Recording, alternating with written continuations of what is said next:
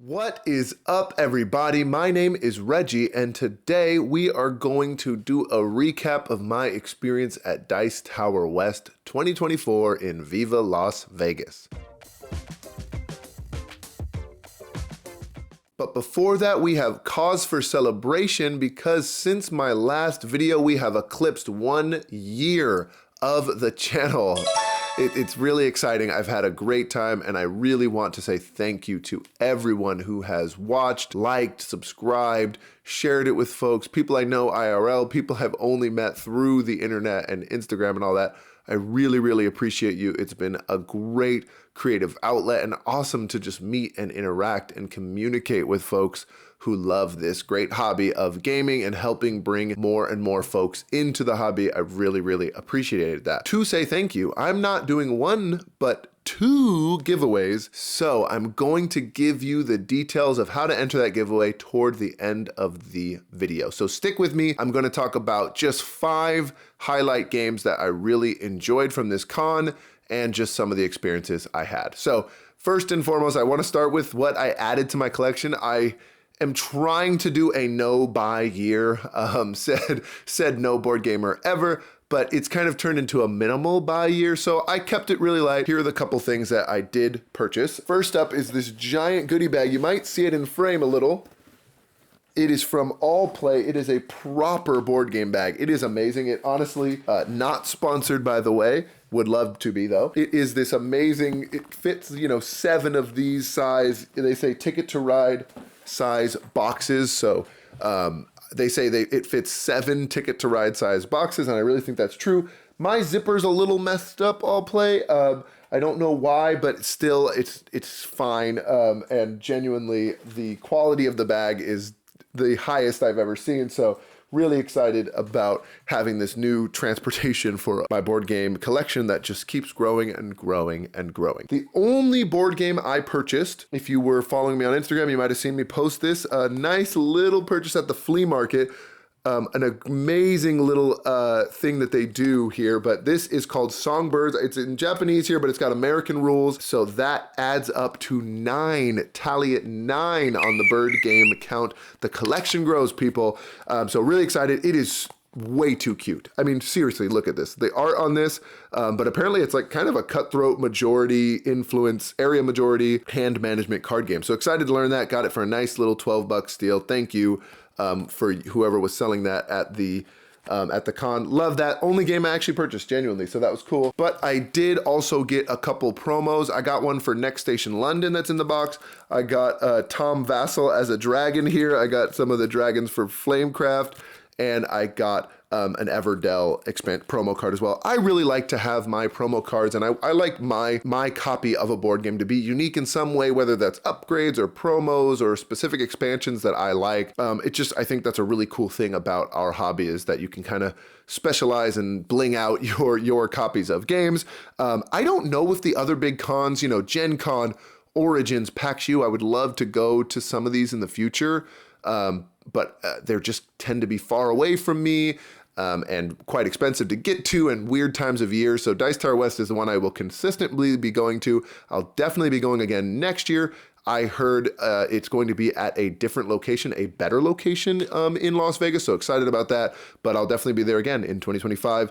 And I'm happy to get the promos. I think that's a cool little thing that they do. It does have a lot of vendors at Dice Tower West if you're curious, but it really is a board gamers convention to play games. I timed as many games as I could in basically 2.5 days. I was sitting down at a table playing board games for 18 hours, which seems like a lot, but if you've been to one of these events, it just flies by and you feel like you did not play enough games. I probably played about 15 games or 14 games in that time frame, and I'm going to talk about my favorites right now. So my absolute favorite, and it was really close, but if I had to choose, it would be the first game I sat down and played, the game I was most anticipating, and I wanted to go to the hot games room and see if it was there. It was open at like 8 a.m., and we sat down and played Dune Imperium. This is the Uprising version. I am all aboard the Dune train right now, IP-wise. I loved the 2021 version of the movie, and I just went and saw Dune Part 2 right before this as well. Absolutely am in love with this universe. It's so cool and unique, and I just cannot believe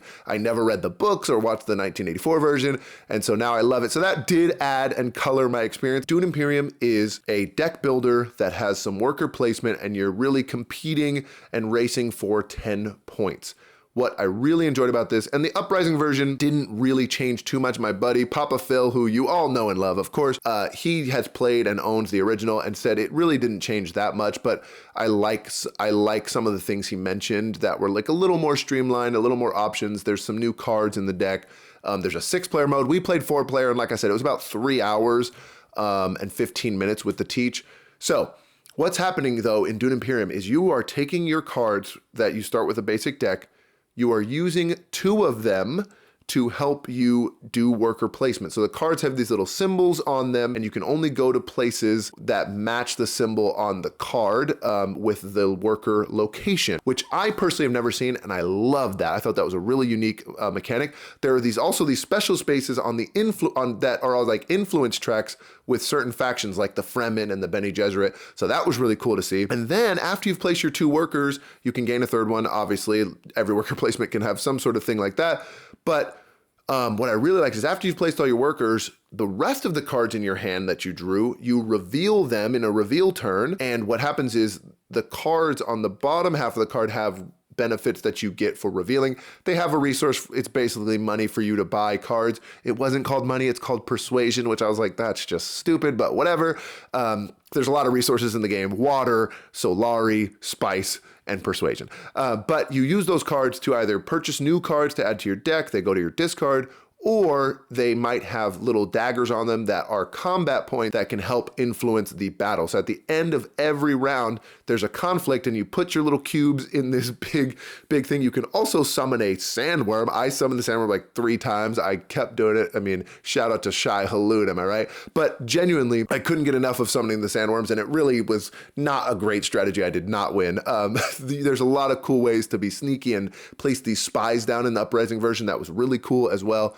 But anyway, after the conflict, there's a reward for the winner of that, and then you just go to a new round. And I think there was only after 7 conflicts or someone has reached 10 points, the game is over. Really tight, really amazing. I literally cannot wait to play it again. It is probably the game that I want in my collection the most, and I know that I'll have to just play it solo. I don't think I could drag the queen into this one, but it is just so cool, and I'm really, really appreciative to have had that experience because I wanted to play it so badly, and ever since watching the movies, I've really, really wanted to play it, and I enjoyed it thoroughly. Dune Imperium, the Uprising variant. Number 2 game I want to talk about, I just want to give a shout out to Bonzinator, who I have her shirt on here, and I gotta say, I'm really shilling here for this, but this is very high quality merch, beautiful design, love that. Shout out to her, go check her out on Twitch and Instagram and all of that. But she hosted a little small game session on Saturday afternoon, I think it was, and so me and my people, who was Phil and Kenan from Punchboard Cathedral. If you don't know him, I'm gonna put his Instagram right here, and definitely check out their podcast with Alba, really great. But we were pretty much hanging out the whole con, and we went and played some small box games, but one that I got introduced to, which is a classic, is Welcome to Your Perfect New Home.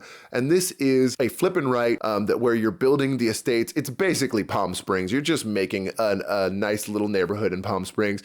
And I don't know, I think on the box it just looks super silly and chill, but it is a great flip and write. It goes 1 to 100 players, obviously is like a big thing about it, but wow, I was surprised at the depth of decision making with a flip and write. You have 3 options, which are combinations of a card and an ability, or sorry, a number and an ability, and that was really, really tight. I'm sure many of you have played it. I'm kind of late to the game here, but wow, I'm already in a game of it on turn-based on BGA. It has definitely shot up my list of flip and writes. Like I said, like I've said before in my videos, I think I'm realizing this is a genre I really enjoy, from my city to Next Station London, anything where you're flipping, or tiny towns, you know, these type of things where there's like a bingo or flip and write mechanic, I really, really enjoy. The 3rd game I'd like to chat about was another one from the Hot Games room, and we played this pretty late on Saturday evening, and that was Life of the Amazonia.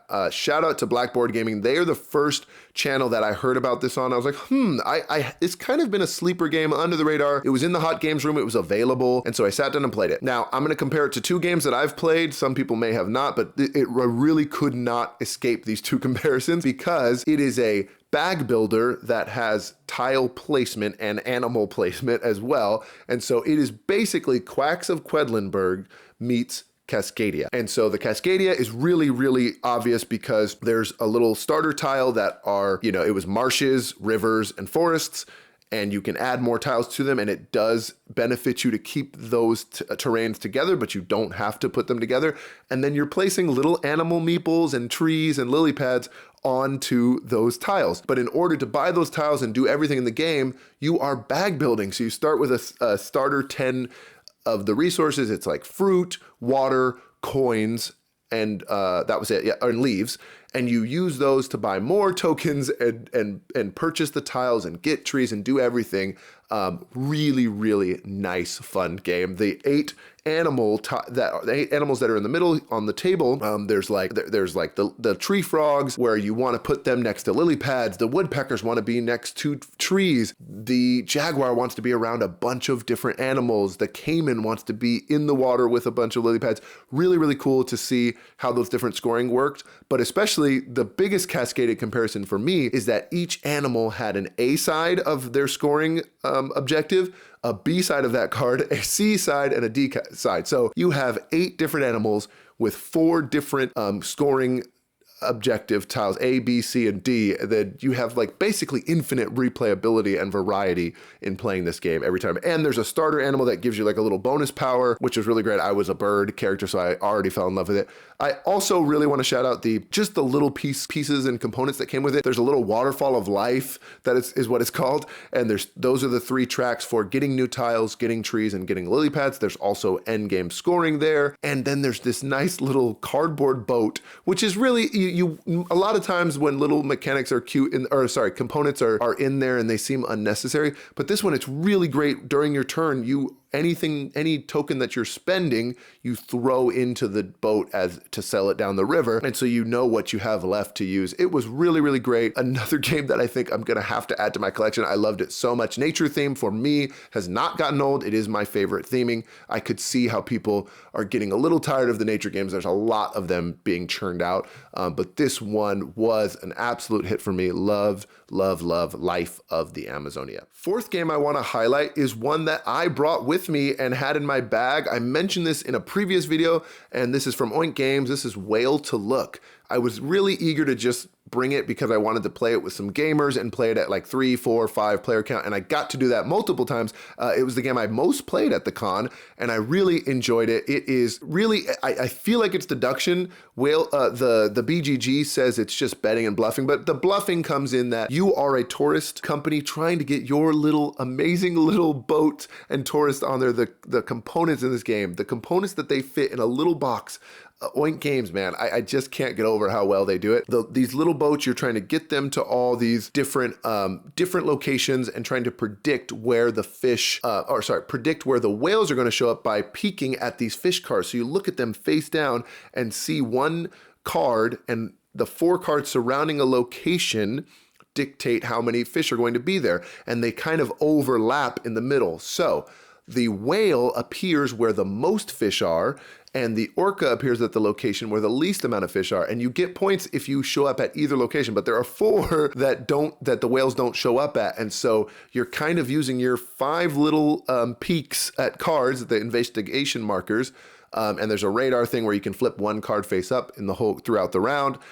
We had to play a game with Nick Murph, and genuinely we were all off super late at night. It was like 2 a.m. But we completely whiffed where the whales were going to show up, except for like 1 person. So it was really, really fun, and I loved playing it at higher player counts. I think this is a hit game. Again, the little components, it's just so cute. And for me personally, it is unlike most games that I've played, and I really like that it has just a unique element to it in terms of just like peeking at cards, moving your little boats, and again, the components really kind of took it over the edge for me. I'm really glad I have this in my collection. That is Whale to Look. And finally, I would just like to talk about Coffee Rush. Now, this game, I want to give the first impression award. The components, if you saw in my story, it is just these nice little like plastic cup and these little coffee beans and tea leaves, all this amazing stuff. Loved it so much.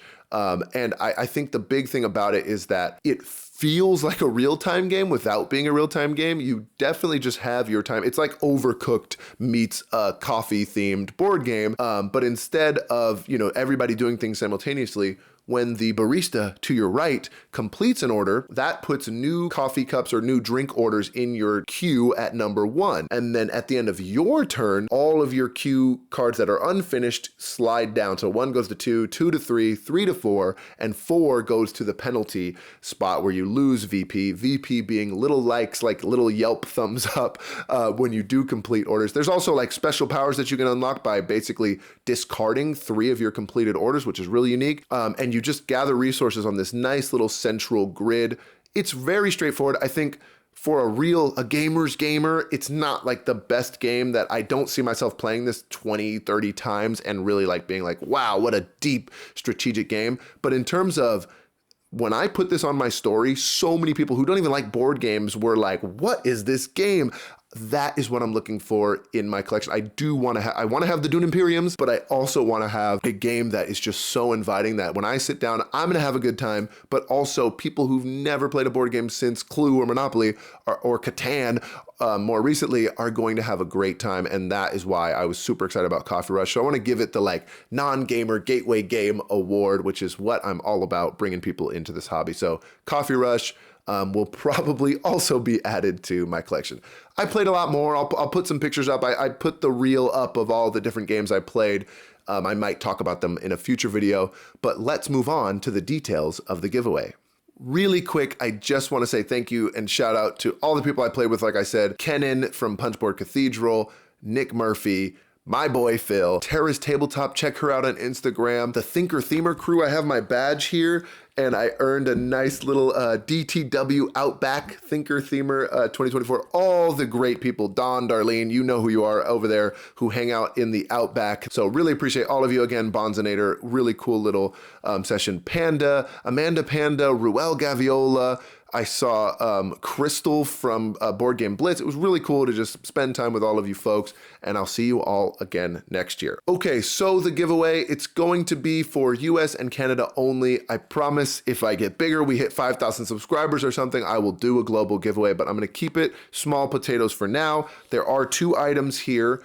So the first one is Downtown Farmers Market. I wanna say thank you to Blue Orange Games. They sent me a nice little package of games here. Really, really appreciate this awesome publisher. I've loved their games forever. King Domino obviously is one that I've played and is one of my gateway games that I will always love. But I already owned a copy of Downtown Farmers Market, and I said, this is a perfect opportunity for give back to my awesome community. So this is the first giveaway, is the board game, and that is Downtown Farmers Market. And the second one is a little more special because this is one of my buddies from college, MurphyWoodcraft, has made an amazing dice tray here, custom wood. It is really nice. I'll make sure it's packaged really well to send to you. I have my own one as well, so he sent me 2. So it is really high quality and really appreciate this.